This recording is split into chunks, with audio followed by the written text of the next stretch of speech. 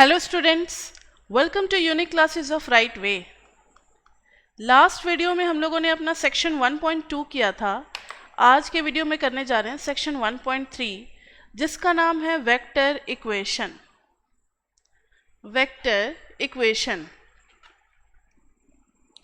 मान लो अगर मैंने आपको u एक वेक्टर दे दिया जिसमें है 1 2, v दे दिया 3 4 और w दे दिया 1 + 3 4 4 2 6, तो आप लिख सकते हो ना w is equal to u plus v। तो this equation is called vector equation, जिसमें एक इक्वेशन में LHS पे भी वेक्टर है और RHS पे भी क्या है बताओ, वेक्टर ही है। ऐसा भी हो सकता है कि कोई नया वेक्टर जैसे p कुछ ट्वाइस u प्लस 3v और -4 इंटू डब्ल्यू हो जाए, तो पता है हम क्या कहेंगे, p is linear combination of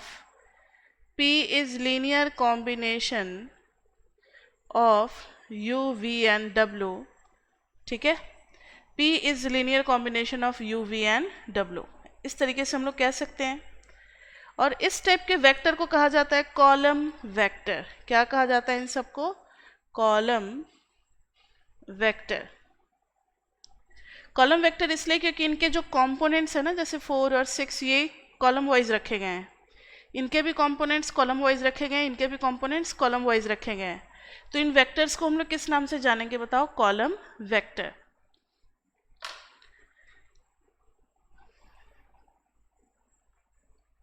अब ज्योमेट्रिक रिप्रेजेंटेशन है, दो वेक्टर का एडिशन तो आपको आता है।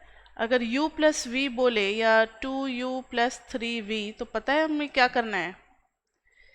इसका मतलब है कि u का ट्वाइस यानी कि 2 इंटू 1 2 प्लस 3 इंटू वी करेंगे तो 3 4 इज इक्वल टू 2 4 प्लस 9 12, कितना आ गया ये? 11 और 16। तो this is the solution of 2u plus 3v। तो अब ज्योमेट्रिक रिप्रेजेंटेशन हमें देखना है।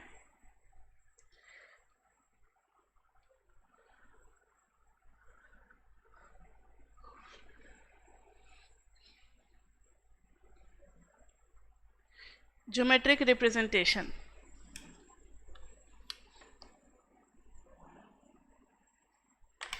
ज्योमेट्रिक रिप्रेजेंटेशन में है, सपोज करो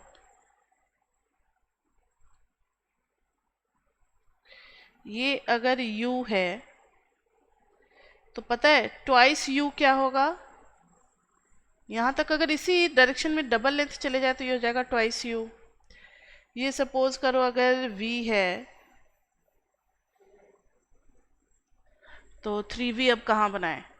सपोज करो माइनस v की बात हो रही है, तो ऑपोजिट डायरेक्शन में चले आए तो this is minus v, this is what -2v। समझ में आ रही है बात? अगर इसी में आगे चले जाओगे तो 2v 3v इस तरीके से सभी आएंगे। अब अगर u प्लस v कहे, एक छोटी सी बात आपको बता दें, आपको ये पता होगा parallelogram law of vector addition. ये अगर u है, ये अगर v है, तो हम लोग पैरेललोग्राम बना लेते हैं और जो डायगोनल होता है वो क्या रिप्रेजेंट करता है? u plus v। u plus v, इसी चीज को यहाँ पर हमें यूज करना है। तो देखना जरा, ये u है, ये v है, अगर ऐसा पैरेललोग्राम बनाया तो ये क्या रिप्रेजेंट करेगा बताओ? u plus v। यानी ये पूरा का पूरा हर जगह क्या रिप्रेजेंट करेगा? u। ये जो डॉटेड लाइन है ये क्या हर जगह रिप्रेजेंट करेगा बताओ? 2u हर जगह। ये v है, ये -v है, तो पैरेललोग्राम बना रहे हैं ना हम लोग, तो ये हर जगह -v रिप्रेजेंट करेगा। ये हर जगह क्या रिप्रेजेंट करेगा बताओ? -2v। और ये हर जगह क्या रिप्रेजेंट करेगा? v। तो बता सकते हो ये क्या होगा?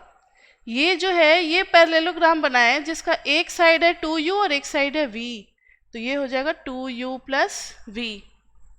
यहाँ से यहाँ तक ज्वाइन करने वाला वेक्टर, इस वेक्टर का क्या होगा? ये एक ऐसा पैरेललोग्राम है जिसका एक साइड है -v और दूसरा साइड है 2u, तो this is 2u minus v। इसका क्या होगा? ये एक ऐसा पैरेललोग्राम का डायगोनल है जिसका एक साइड है u और दूसरा साइड क्या है बताओ, माइनस वी, तो u माइनस वी, ये क्या होगा, ये होगा हमारा u और माइनस 2v, ये क्या होगा बताओ, 2u और माइनस 2v। समझ में आ गया? मतलब हमें ये देखना है कि ये कौन सा पैरेललोग्राम बन रहा है।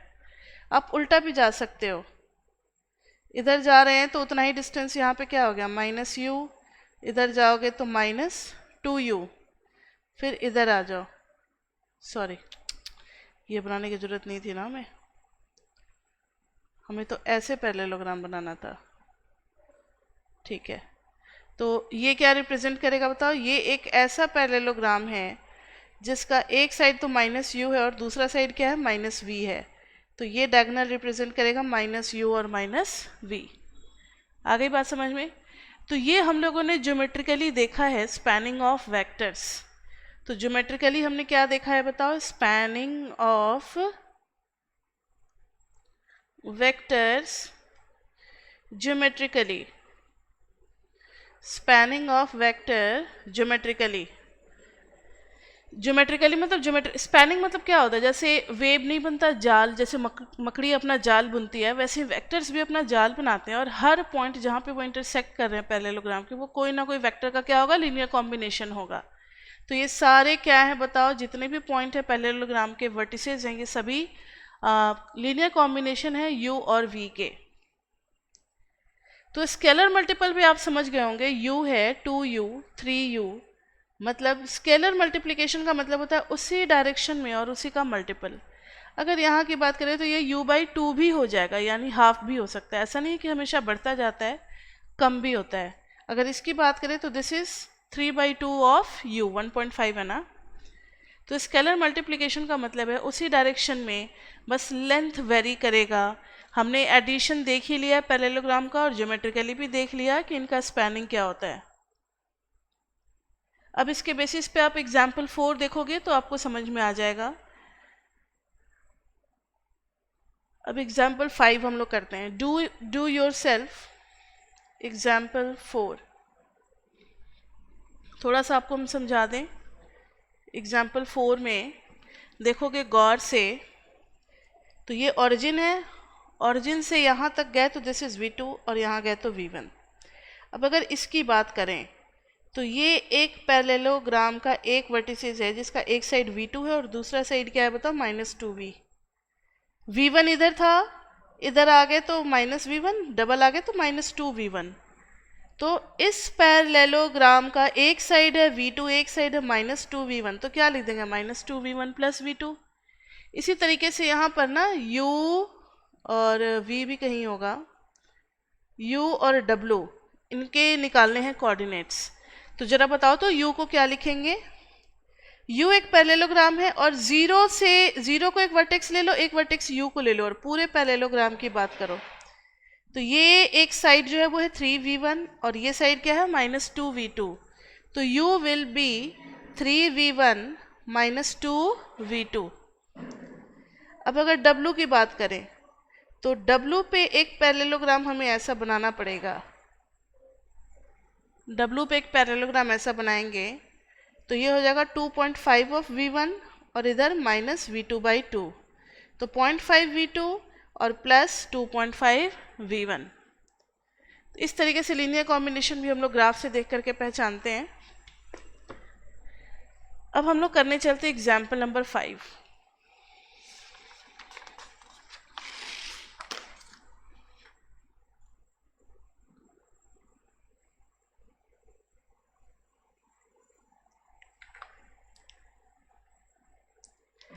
एग्जाम्पल नंबर 5, इसमें हमें a1 दे रखा है 1 माइनस 2 माइनस 5, a2 हमें दे रखा है 2 5 6, b हमें दे रखा है 7 4 minus 3। Determine whether b can be generated as a linear combination of, तो इन्होंने पूछा है कि is b a linear combination of a1 and a2। ना सी, इसमें हम लोग मान लेंगे कि let b is equal to c1 into a1 plus c2 into a2। b is equal to c1 into a1 plus c2 into a2 हम लोगों ने मान लिया कि बी अ लीनियर कॉम्बिनेशन। अब हमें निकालना क्या है बताओ, C1 C2। अगर है लीनियर कॉम्बिनेशन तो हम लोग लिख सकते हैं 7 4 - 3 is equal to C1 into A1 that is 1 - 2 - 5 plus C2 into A2 2 5 6। अब हमें सॉल्व करना है, हमें इक्वेशन मिलेगा। कहने को तो ये वेक्टर है लेकिन फिर से ये पहले जैसा ही आ जाएगा। देखो ना इक्वेशन क्या मिलेगा, C1 + 2C2 is equal to 7, फिर -2C1 + 5C2 is equal to 4, -5C1 + 6C2 is equal to -3। अब इस इक्वेशन को हमें सॉल्व करना है। वेरिएबल कितने हैं बताओ, 2, और इक्वेशन कितने हैं, 3। तो आपके पास दो मेथड है कि आप इस दोनों से सॉल्व करके C1 C2 निकाल लो। अगर वो सेटिस्फाई करता है थर्ड को, देन क्या हो जाएगा, हमारा सॉल्यूशन हो जाएगा। अदरवाइज ऑगमेंटेड मैट्रिक्स से भी हम लोग इसको सॉल्व कर सकते हैं। It's augmented matrix is 1 - 2 - 5 2 5 6 7 4 - 3। Diagonal के नीचे हमें क्या करना है बताओ, 0 बनाना है। डायगोनल के नीचे 0 बनाना है, तो चलो 0 बनाते हैं। पहले R2 में डालेंगे R2 + 2R1 एंड R3 में डालेंगे क्या बताओ, R3 + 5R1, तो 1 2 7। R2 + 2R1 is 0, 5 + 4 9, 4 और 7 2 जा 14 18। R3 + 5R1, -5 और +5 is 0, 6 5 2 जा 10 16, -3 7 5 जा 35 और -3 32। Now we have to make this 0। इसको 0 बनाने के लिए क्या करेंगे, एक काम करो, थोड़ा सिंपल वैल्यू बना लेते हैं ना। R2 में R2 × 1/9 कर लेते हैं, और R3 goes to R3 × 1/16, तो ये हो जाएगा 1 2 7 0 1 2 0 1 2। अब जब R3 में डालेंगे तो क्या आ जाएगा बताओ, R3 - R2, तब ये आ जाएगा 1 0 0 2 1 0 7 2 0। तो इक्वेशन हमारी क्या बनेगी, C1 + 2C2 is equal to 7, C2 is equal to 2, और इधर 0 × C2 is equal to 0 0 × C1 is equal to 0। अब देखो जरा, C2 की वैल्यू 2 आ गई और C1 की वैल्यू कितनी आ गई, 2 2 जा 4 3, यानी C2 is equal to 2, C1 is equal to 3। Value आ गई। और अगर उसको थर्ड इक्वेशन में डाल देते हैं तो चलेगा, थर्ड इक्वेशन में भी डाल देने पे चलेगा, यानी हाँ ये लीनियर कॉम्बिनेशन है।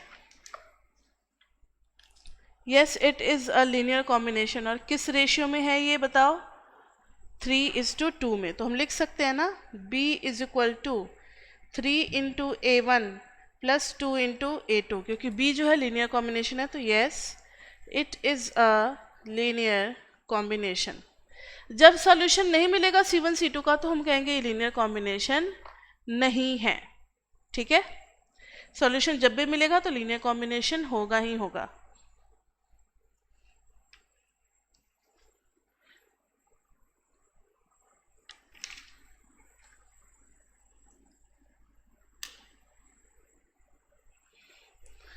एक चीज़ और कह सकते हैं कि अगर B लीनियर कॉम्बिनेशन है A1 और A2 का, तो A1 और A2 ने स्पैन करके किसको बनाया बताओ, B को बनाया। A1 और A2 ने स्पैन करके, स्पैन मतलब होता है मिक्सिंग इन डिफरेंट रेशियोज, तो A1 और A2 को हमने अलग अलग रेशियो में मिक्स करके कौन सा वेक्टर बनाया है, B बनाया है। इसलिए हम कह सकते हैं कि A1 and A2 are spanning B and B is a linear combination of A1 and A2। तो एग्जाम्पल 6 भी आप ट्राई कर सकते हो, इजी है। इसमें भी स्पैनिंग चेक करना है। Then span A1 A2 this is be in that plane. अब देख सकते हो यहाँ पर एग्जाम्पल 6 में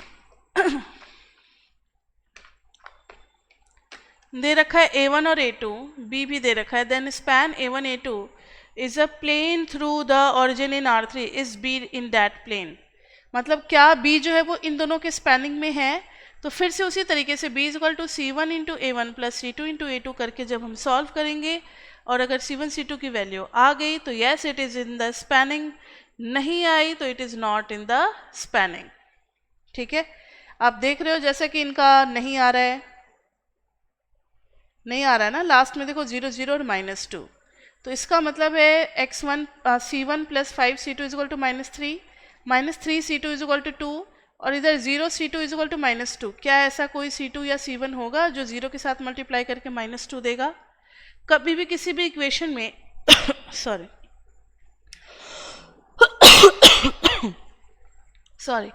कभी भी किसी इक्वेशन में LHS पूरा का पूरा 0 हो जाए और RHS नॉन जीरो हो जाए, ऐसा नहीं होगा।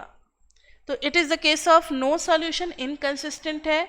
हेंस इस वाले एग्जांपल में हम कहेंगे कि B is not in the linear spanning of A1 and A2। अब लीनियर कॉम्बिनेशन इन एप्लीकेशन का क्वेश्चन हमें करना है, यहां ध्यान दो।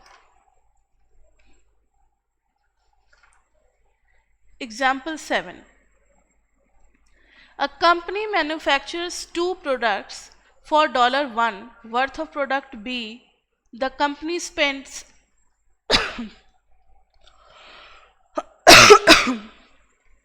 $0.5 on material, $0.25 on labor and $0.15 on overhead.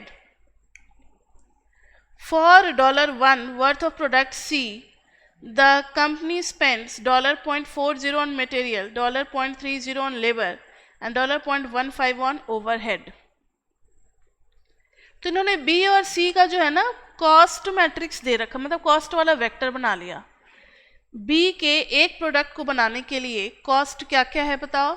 0.45, 0.25 and 0.15। तो 0.45, 0.25, 0.15 लिख दिया। C के एक प्रोडक्ट बनाने के लिए कॉस्ट लग रहा है 0.40, 0.30, 0.15। अब आप कहोगे $1 है क्या? तो $1 को ही टुकड़ों टुकड़ों में डिवाइड कर दिया ना। $1 बनाने के लिए, $1 का सामान बनाने के लिए हमें 3 टाइप से खर्चने पड़ रहे हैं, वो तीनों हमारा है 0.5, 0.25, 0.15। अगर आप इन तीनों का सम करोगे तो क्या आएगा? यही आएगा, 1 आएगा। इन तीनों का भी सम करोगे तो क्या आएगा? 1 आएगा। तो ये तीनों को ऐड करेंगे तो B का वर्थ हो गया $1, C का भी वर्थ हो गया $1। What economic interpretation can be given to the vector 100B? तो 100B के लिए आप क्या लैंग्वेज यूज करोगे?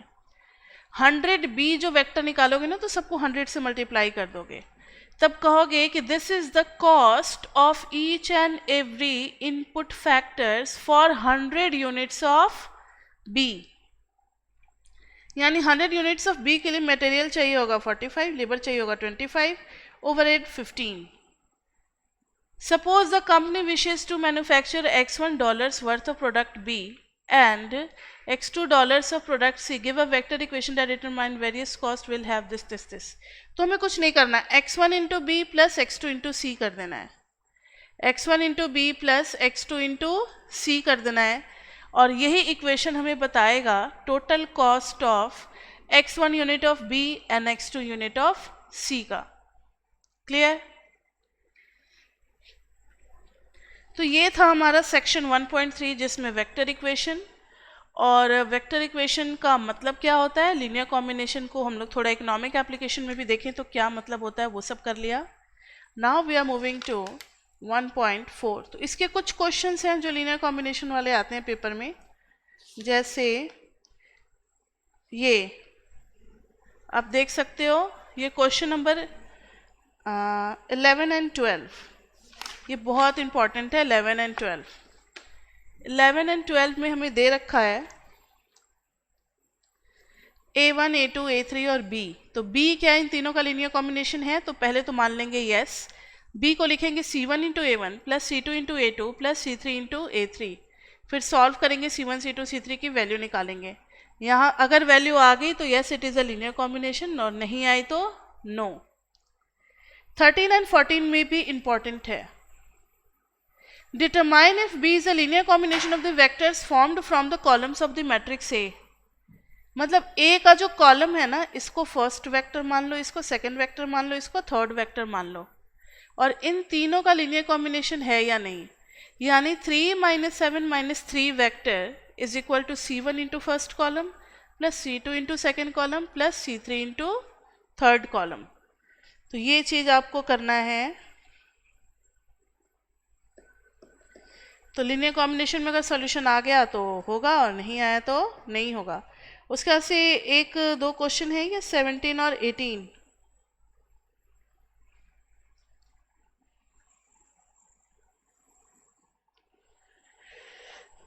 सेवनटीन और 18 में हमें h की वैल्यू निकालनी है। कोई भी एक कर देंगे तो काफ़ी होगा।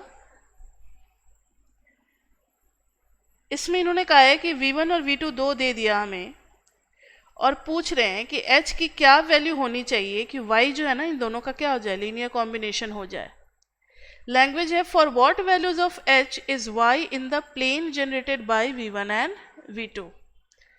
तो ये क्वेश्चन तो कराना पड़ेगा, ये थोड़ा नया है। बाकी इसके पहले के सारे क्वेश्चंस आपसे हो जाएंगे, बस C1 C2 C3 की वैल्यू निकालनी है, और ये निकालने आपको बड़े अच्छे तरीके से आता है। तो चलो 17 और 18 एक जैसे हैं, तो कोई एक करते हैं, जैसे कि 18 करने जा रहे हैं।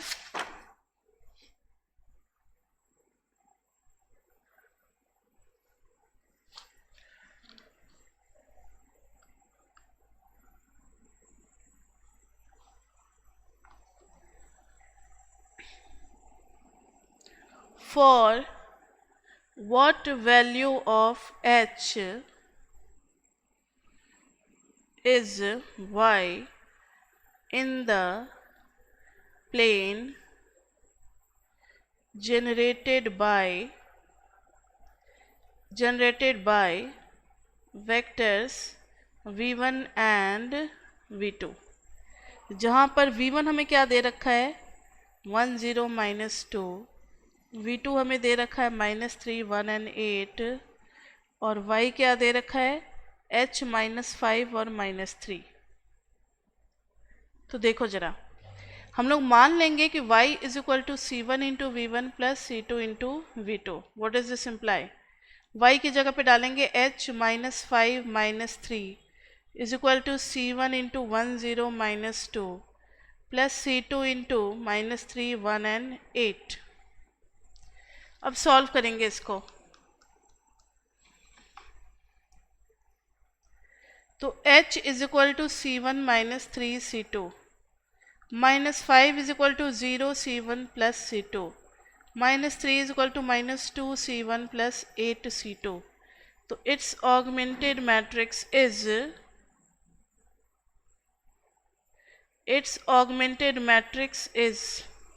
ऑगमेंटेड मैट्रिक्स इसका क्या बनेगा, C1 का कोफिशिएंट डालोगे तो 1 0 -2, C2 का कोफिशिएंट -3 1 and 8, और इधर आ जाएगा h -5 और -3। ये तो जीरो है ही, इसको जीरो बनाना है, तो R3 goes to R3 plus 2 R1। तो क्या बनेगा हमारा बताओ, 1 0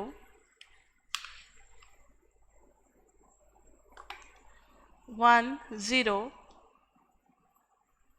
और -2 और +2 क्या हो गया 0, -3 1, 8 -3 हो गया 5, नहीं, R3 प्लस 2 R1, तो 8 और -6 हो गया 2, h -5, और यहाँ पर हो जाएगा -3 और प्लस 2h। अब इसको भी ज़ीरो बनाना है, तो R3 goes to R3 minus 2 R2, तो 1 0 0 -3 1 0 h -5 -3 प्लस 2h, और प्लस 5 2 जार 10। ध्यान दो, R3 में आ गया -3 प्लस 2h और प्लस 10, तो -3 प्लस 2h और प्लस 10 में कितना बच गया 7 प्लस 2h। अब हमारे पास में इस क्वेश्चन को सॉल्व करने के दो केसेस हैं। दो केसेस क्या क्या हैं कि आप इसको जब इक्वेशन लिखोगे, ध्यान से देखना, तो बनेगा ये C1 minus 3C2 is equal to H, C2 is equal to -5 और 0 into C1 plus 0 into C2 is equal to 7 plus 2H। तो ध्यान से देखना, C2 की वैल्यू तो -5 ठीक है, C2 की वैल्यू तो -5 है, और जब यहाँ पर 0 0 करेंगे तो 7 प्लस 2H जो है ये हमारा ज़ीरो जो है, ये अगर ज़ीरो नहीं होगा then it is inconsistent solution.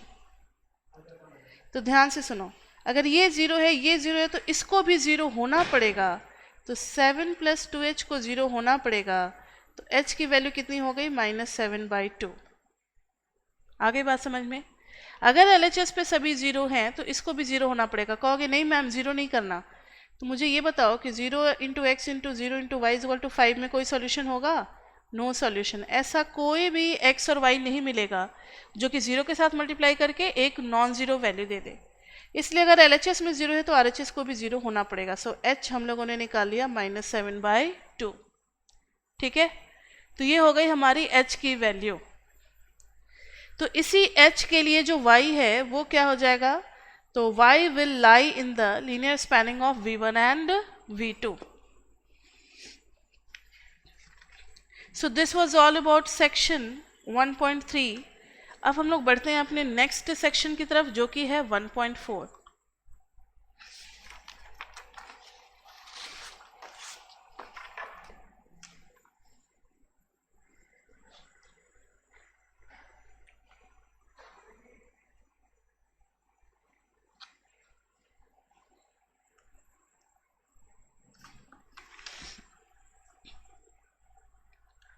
Section 1.4,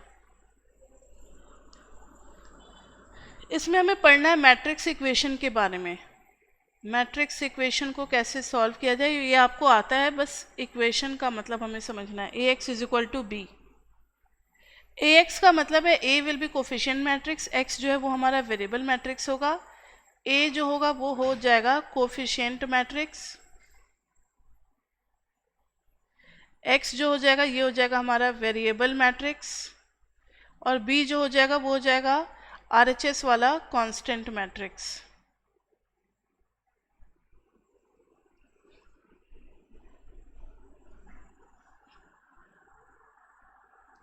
अब जैसे देखो एग्जाम्पल 1 तो आप भी देखोगे तो आपको समझ में आ जाएगा कि क्या मतलब है इसका। एग्जाम्पल 1, इनका कहना है कि 102 - 5 - 13 437। अगर आप इस दोनों मैट्रिक्स को मल्टीप्लाई करोगे, इन्होंने पता है वेक्टर को अब किस फॉर्म पे लेते आए? मैट्रिक्स फॉर्म पे लेते आए। अगर वेक्टर में एक से ज़्यादा रो होने लगेगा तो वो क्या हो जाएगा हमारा, बताओ, मैट्रिक्स बन जाएगा। तो इनका कहना है कि चाहे आप इसको इससे मल्टीप्लाई करो या फिर 4 को इससे कर दो, बात एक ही है। 3 को इससे कर दो या फिर 7 को इससे कर दो। तो पहले जो हम लोगों ने पढ़ा है वो तो हमें पता है कि 1 2 - 1 इंटू 437, और फिर इधर क्या आ जाएगा 0 - 5 3 इंटू 437। क्या आ जाएगी वैल्यू बताओ? 4 6 10 - 7 3 0 -15 और 21, कितना आ गया 6। एक दूसरा तरीका है, इस 4 को इस वेक्टर के साथ, इस 3 को सेकेंड वेक्टर के साथ और 7 को थर्ड वेक्टर के साथ। तो लिखेंगे 4 into 1 0 plus 3 into 2 -5 plus 7 into -1 3। ऐसे भी लिख सकते हैं हम लोग। तो ये हो जाएगा 4 0 प्लस 6 -15 प्लस -7 एंड 21। ऐड करोगे तो 6 for 10 - 7 इज 3, -15 और 21 इज 6। सेम टू सेम आ रहा है। तो आपकी मर्जी कि आप लेफ्ट का रो और राइट का कॉलम ले रहे हो या फिर राइट का रो और लेफ्ट का कॉलम ले रहे हो, ये आपकी मर्जी है। आंसर दोनों से सेम ही आएगा। एग्जाम्पल 2 में इन्होंने कहा है For v1, v2, v3 in Rn, write the linear combination as a matrix times a vector. यानी हमें लीनियर कॉम्बिनेशन का इक्वेशन दिया हुआ है 3v1 minus 5v2 plus 7v3 को लिखना है मैट्रिक्स फॉर्म में। तो देखो कैसे लिख सकते हैं, कोफिशिएंट्स को अलग कर दो और वेक्टर को अलग कर दो। तो इसको हम लोग लिख सकते हैं 3 minus 5 7 into v1 v2 v3, और ऐसे भी लिख सकते हैं v1 v2 v3 into 3 minus 5 और 7। दोनों में से कोई भी रिप्रेजेंटेशन हम लोग यूज कर सकते हैं।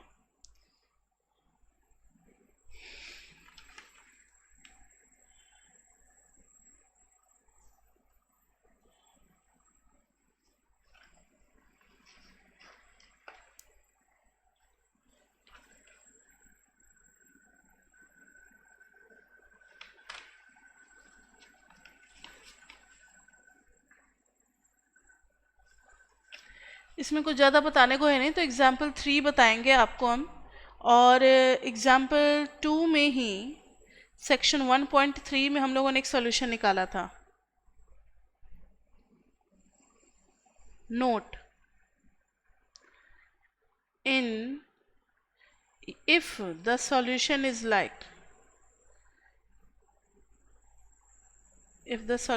like x1 plus 2x2 minus x3 is equal to 4 minus 5x2 plus 3x3 is equal to 1, अगर हम इसको लिखना चाहें तो is equivalent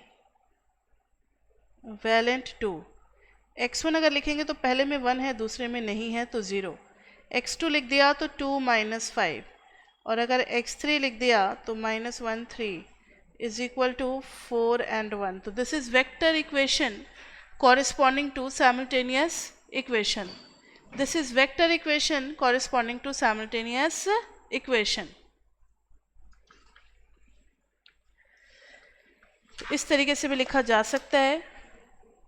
अब एक जो क्वेश्चन है वो इम्पॉर्टेंट है, इस टाइप का पेपर में आता है, एग्जाम्पल 3। एग्जाम्पल 3 में आप देख सकते हो, अब हमें सॉल्यूशन के कंसिस्टेंसी के बारे में पढ़ना है। हमें ए दिया हुआ है matrix 1 minus 4 minus 3 3 2 minus 2 4 minus 6 minus 7 b1 b2 b3।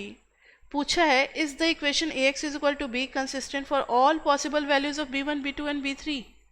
मतलब b1 b2 b3 के वैल्यूज के लिए क्या ये कंसिस्टेंट है। तो हमें कंडीशंस निकालने हैं कि किस टाइप के b1 b2 b3 के लिए ये कंसिस्टेंट होगा। तो चलो देखते हैं।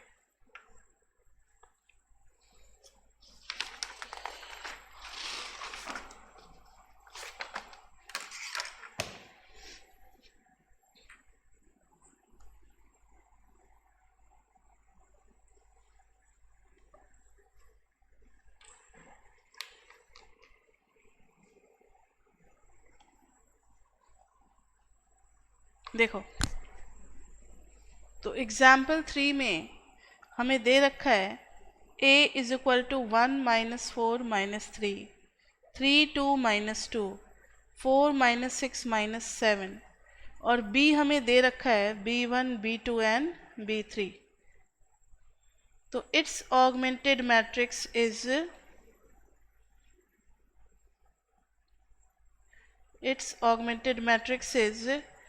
ax is equal to b, तो 1 minus 4 minus 3 3 2 minus 2 4 minus 6 minus 7 b1 b2 and b3। अब देखना डायगोनल में इसके नीचे सबको क्या करना पड़ेगा, 0। तो चलो बनाते हैं 0। R2 में डाल देंगे R2 plus 4R1 and R3 में डाल देंगे R3 प्लस 3R1।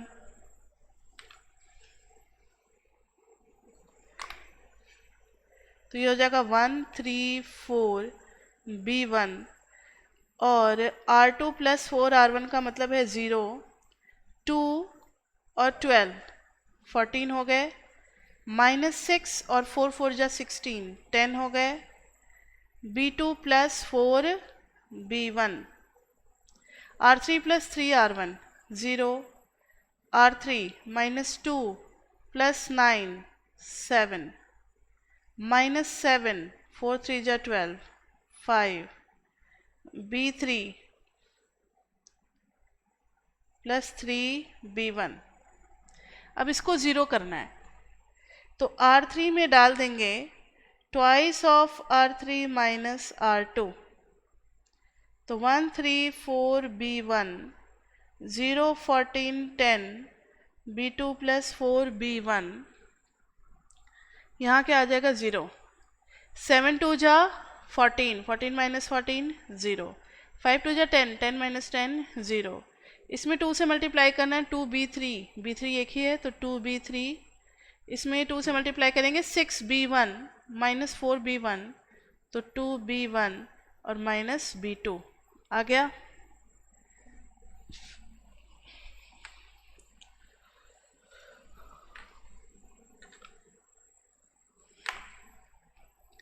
अब जब देखेंगे सॉल्यूशन निकालेंगे x1 x2 x3 या कुछ भी था, तो इधर देखो अगर C1 C2 C3 ही था, 14 C2 + 10 C3 = B2 + 4 B1, और 0 × C3 = 2B3 + 2B1 - B2। अब हमारे पास दो केसेस हैं कि ये वाली वैल्यू 0 हो भी सकती है और नहीं भी हो सकती है। अब ध्यान से सुनना, अगर ये 0 नहीं होगा तो क्या आप C3 ढूंढ पाओगे? कभी नहीं मिलेगा। C3 की वैल्यू आपको मिलेगी ही नहीं, मतलब ऐसा कोई C3 नहीं होगा जो कि 0 के साथ मल्टीप्लाई करके नॉन ज़ीरो दे दे। तो इसको कंपल्सरली 0 होना ही पड़ेगा। तो हमें पहला कंडीशन क्या मिला कि for consistency 2B3 + 2B1 - B2 has to be 0। तब हमारा C3 क्या मिल जाएगा बताओ? C3 हो जाएगा फ्री, क्योंकि 0 × C3 = 0 का मतलब है C3 इज फ्री। अब जब C3 को यहाँ डाल देंगे तो C2 की वैल्यू मिल जाएगी। C2 will be what? B2 + 4 B1 - 10 C3। फिर जब यहाँ डाल देंगे तो C1 की भी वैल्यू मिल जाएगी। तो यानी सब कुछ किस पर डिपेंड करता है? कंसिस्टेंसी के लिए ये वाली इक्वेशन जरूरी है, यानी 2B3 + 2B1 - B2 क्या होना चाहिए? 0। तो वैसा वेक्टर ही कंसिस्टेंट होगा जिसमें B1 B2 B3, ये थे ना B1 B2 B3, ये B1 B2 B3 किसको सेटिस्फाई करेंगे? इस इक्वेशन को सेटिस्फाई करेंगे। तो वैसे ही वेक्टर के लिए इसका क्या होगा बताओ? सॉल्यूशन एग्जिस्ट करेगा।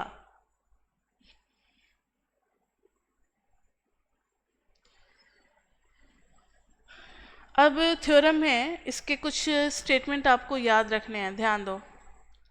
For each B, let A be M by N matrix, then the following statements are logically equivalent. That is, for particular A, either they are all true statement or they are all false.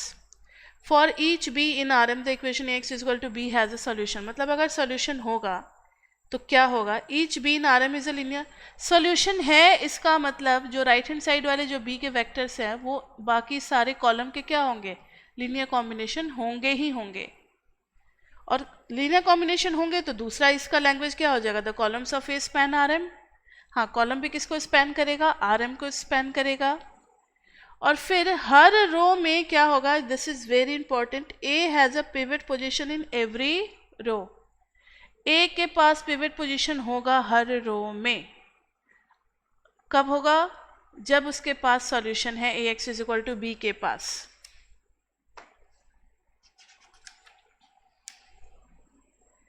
Next है computation of Ax, तो आप अपना कर सकते हो। Properties of vector matrix, ये सब तो आप अपना वेरीफाई खुद भी कर सकते हो। आगे के सारे एग्जांपल्स आप खुद से कर सकते हो। तो in this way we have finished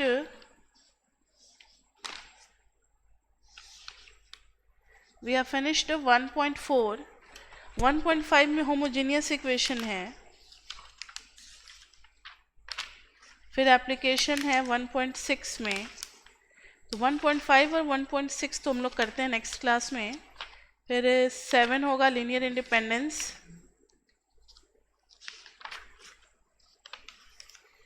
and introduction to linear transformation.